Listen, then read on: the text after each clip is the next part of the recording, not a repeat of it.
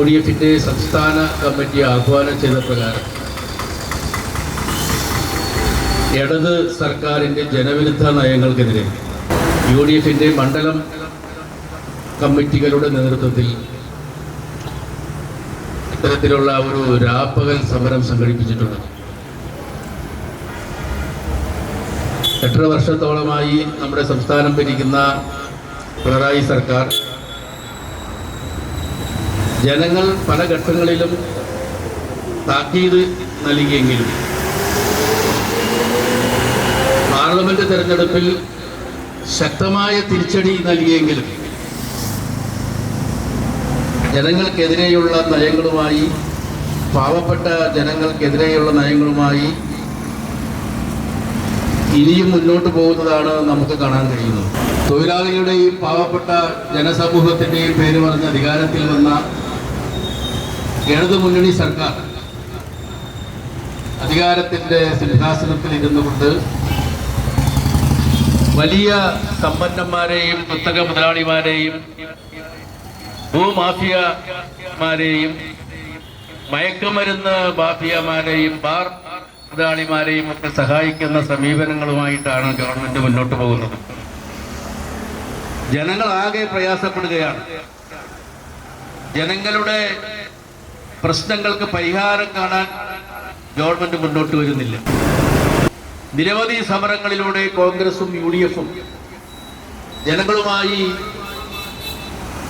സംഘടിച്ചുകൊണ്ട് ശക്തമായ സമരങ്ങളിലൂടെ, ധർണകളിലൂടെ ഗവൺമെന്റിന്റെ ശ്രദ്ധ തിരിക്കാൻ ശ്രമിച്ചുകൊണ്ടിരിക്കുകയാണ്. പക്ഷേ ഗവൺമെന്റ് നന്നാവാൻ തയ്യാറാകുന്നില്ല. സമീപകാലത്ത് പോലും ഏറ്റെടുക്കുന്ന പദ്ധതികളെല്ലാം അഴിമതികളിലൂടെ മുന്നോട്ട് പോകുന്ന ചിത്രമാണ് നമുക്ക് കാണാൻ കഴിയുന്നത്. പാവപ്പെട്ട ജനങ്ങളുടെ പെൻഷൻ കൊടുക്കാൻ ഗവൺമെന്റിന്റെ കയ്യിൽ പണമില്ല. പെട്രോളിന്റെയും ഡീസലിന്റെയും നികുതിയിൽ അധികമായി സെസ് ചുമത്തി കൃത്യമായി പെൻഷൻ കൊടുക്കാനുള്ള നയം ഗവൺമെന്റ് കൈക്കൊണ്ടിരിക്കുന്നു എന്നാണ് ധനമന്ത്രിയും മുഖ്യമന്ത്രിയും ഒക്കെ ആവർത്തിച്ച് പ്രഖ്യാപിച്ചത്.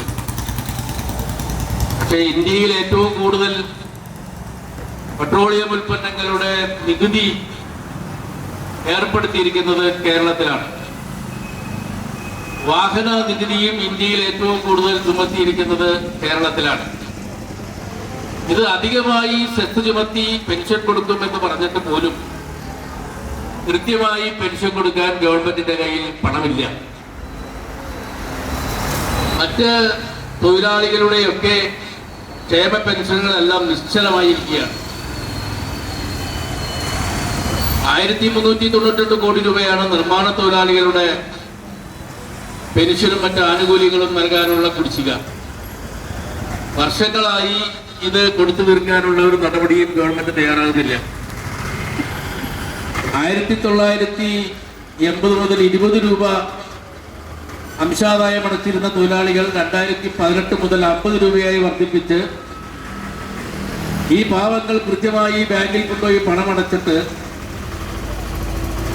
നിർമ്മിക്കുന്ന കെട്ടിടങ്ങളുടെ എല്ലാം 1% സെസ് ചുമത്തി അതും കൂടി കൂട്ടിച്ചേർത്ത് ഈ ജനസമൂഹത്തെ സഹായിക്കുമെന്ന് പറഞ്ഞ പദ്ധതി ഇപ്പോൾ നിശ്ചലമായിരിക്കുന്നു.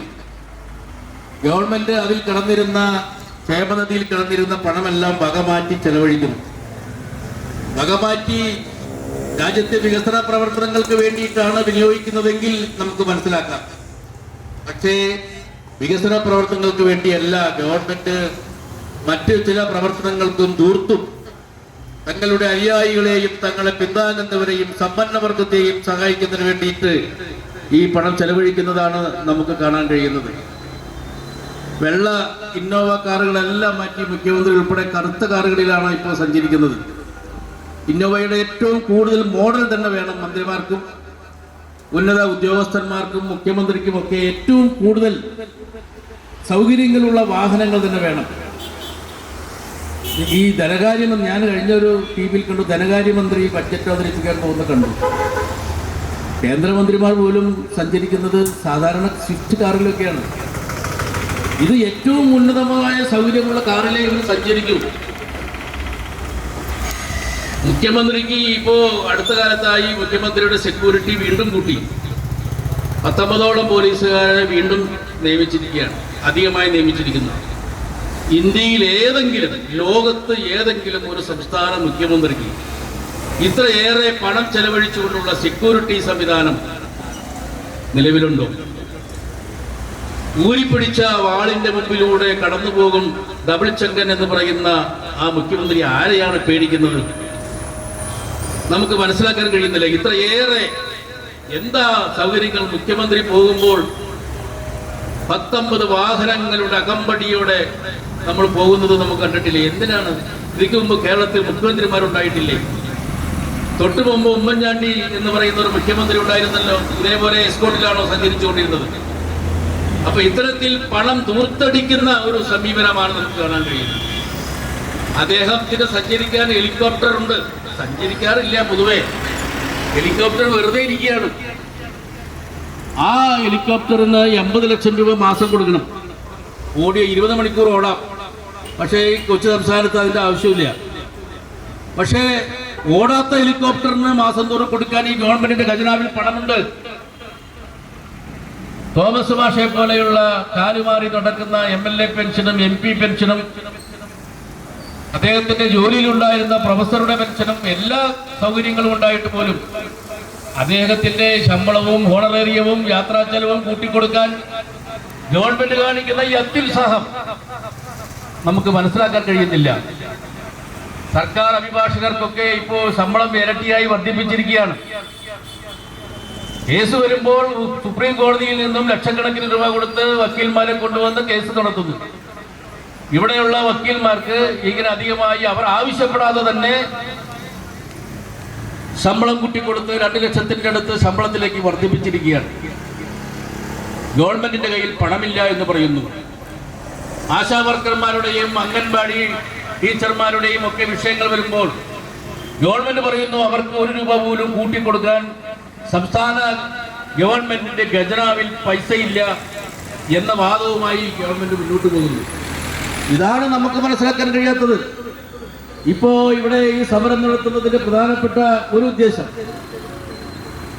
Plan fund വെട്ടിക്കുറച്ചിരിക്കുന്നു.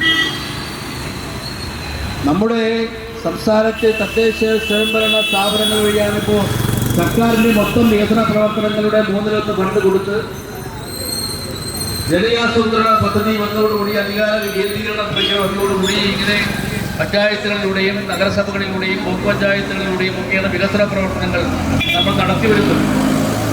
ഇപ്പോൾ പ്ലാൻ ഫണ്ട് വർഷങ്ങളായി 25% വെട്ടിക്കുറയ്ക്കുന്നു. നമ്മൾ 100% പ്ലാൻ ഫണ്ട് കണക്കാക്കി പദ്ധതി തയ്യാറാക്കി പഞ്ചായത്തുകളും